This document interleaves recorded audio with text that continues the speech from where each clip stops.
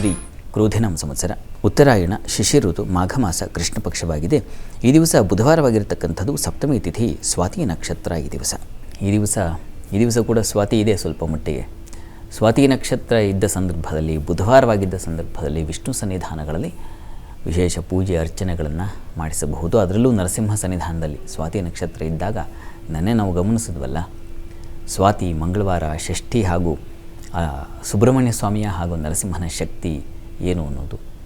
ಆ ರೀತಿಯಲ್ಲಿ ಈ ದಿವಸ ಕೂಡ ಬುಧವಾರವಾಗಿದೆ. ಬುಧವಾರವೂ ವಿಷ್ಣುವಿನ ವಾರ ಅಂತ ಪರಿಗಣನೆಯಾಗಿದೆ. ನಾವು ಭಗವಂತನ ಉಪಾಸನೆಗೆ ಇಂಥ ದಿವಸ ಇಂಥ ನಕ್ಷತ್ರ ಅಂತೇನು ಗುರ್ತಿಟ್ಕೊಳ್ಬೇಕಾಗಿಲ್ಲ. ಪ್ರತಿಕ್ಷಣ ಅವನ ಜಪ, ಪ್ರತಿಕ್ಷಣ ಅವನ ಸ್ಮರಣೆ, ಅವನ ನಾಮಸ್ಮರಣೆಯಲ್ಲಿ ಪ್ರತಿಕ್ಷಣ ಕಳೆಯುವುದು ನಮ್ಮ ಸಂಪತ್ತು. ಹೀಗಾಗಿ ಯಾವುದೋ ಒಂದು ದಿವಸ, ಒಂದು ನಕ್ಷತ್ರ ಇದ್ದ ಕಾಲ ಅಥವಾ ಇನ್ಯಾವುದೋ ಒಂದು ಪರ್ವಕಾಲ ಇಷ್ಟಕ್ಕೆ ಸೀಮಿತ ಅಂತಲ್ಲ.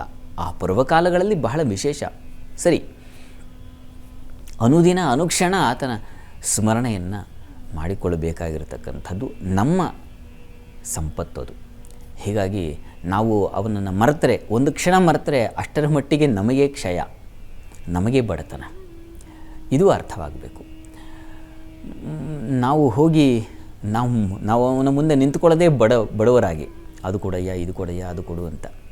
ಅವನನ್ನು ಮರೆತರೆ ಮತ್ತಷ್ಟು ಬಡತನವೇ ಬಂದುಬಿಡುತ್ತೆ. ಹೀಗಾಗಿ ಬಡತನದ ದಾರಿದ್ರ್ಯ ಅಧಿಕವಾಗುತ್ತೆ, ನಾವು ದುರ್ಬಲರಾಗ್ತೀವಿ. ಹೀಗಾಗಿ ವಾರ, ನಕ್ಷತ್ರ ಇತ್ಯಾದಿಗಳ ಗುರ್ತೇ ಇಟ್ಟುಕೊಳ್ಳದೆ ಸದಾತ್ಮಧ್ಯಾನ ನಿರತಂ ಅಂತಾರಲ್ಲ, ಆ ರೀತಿಯಲ್ಲಿ ಸದಾಕಾಲ ನಾವು ಅವನ ಸ್ಮರಣೆಯನ್ನು ಬಿಡದೆ, ಅನುಕ್ಷಣವೂ ಅವನಿಂದ ಹೊರತಾಗಿರದೆ ನಮ್ಮ ಬಡತನವನ್ನು ನೀಗಿಸಿಕೊಳ್ಳಬೇಕು. ಅವನ ಸ್ಮರಣೆಯಿಂದಲೇ ನಮ್ಮ ಬಡತನ ಹೋಗುತ್ತೆ. ಮತ್ತು ನಾವು ಯಾವುದೋ ಅದು ಬೇಕು ಇದು ಬೇಕು ಅನ್ನುವಂಥ ಅಪೇಕ್ಷೆಗಳಿಂದಾಗಿ ಅದು ನಮಗೆ ಸೋಲು. ಡಿ ವಿ ಜಿಯವರು ಹೇಳ್ತಾರಲ್ಲ, ನೀನೇ ಕೈ ಬೀಸಿ ಗಾಳಿ ಹಾಕ್ಕೊಳ್ಳುವಾಗ ನೋವು ಬೆವರುಗಳೇ ಫಲ ಅಂತ. ತಾನಾಗಿ ಬಂದ ಸುಖ, ಅದು ತಾನಾಗೇ ಗಾಳಿ ಬೀಸುತ್ತಲ್ಲ, ಅದರ ಸುಖವೇ ಸುಖ. ನಾನಾಗೇ ಒಂದು ಬೀಸಣಿಕೆಯನ್ನು ಬೀಸ್ಕೊಳ್ತಾ ಇದ್ದರೆ ನೋವು ಬೆವರುಗಳೇ ಫಲ ಅಂತ ಡಿ ವಿ ಜಿಯವರು ತುಂಬ ಚೆನ್ನಾಗಿ ಹೇಳ್ತಾರೆ ಕಗ್ಗದಲ್ಲಿ. ಹೀಗಾಗಿ ನಾವು ಶ್ರಮ ಅದಕ್ಕಾಗಿ ಬೇಡ, ಪರಿಪಾಟಲಿಗಾಗಿ ಶ್ರಮ ಪಡೋದು ಬೇಡ. ಅದು ಬರುತ್ತದೆ.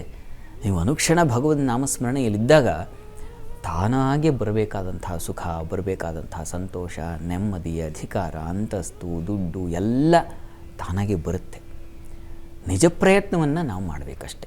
ಆ ರೀತಿಯಲ್ಲಿ ಭಗವಂತನ ಪ್ರಾರ್ಥನೆ ಮಾಡಿ ನಿಮ್ಮ ಬುದ್ಧಿ ಮನಸ್ಸುಗಳನ್ನು ನಿಮ್ಮ ಕಾರ್ಯಗಳಲ್ಲಿ ಅದು ಏನು ಶ್ರದ್ಧೆಯನ್ನು ಅಡಗಿಸೋ ಹಾಗೆ ಪ್ರಾರ್ಥನೆ ಮಾಡಿಕೊಳ್ಳಿ. ಒಳ್ಳೆಯದಾಗಲಿ.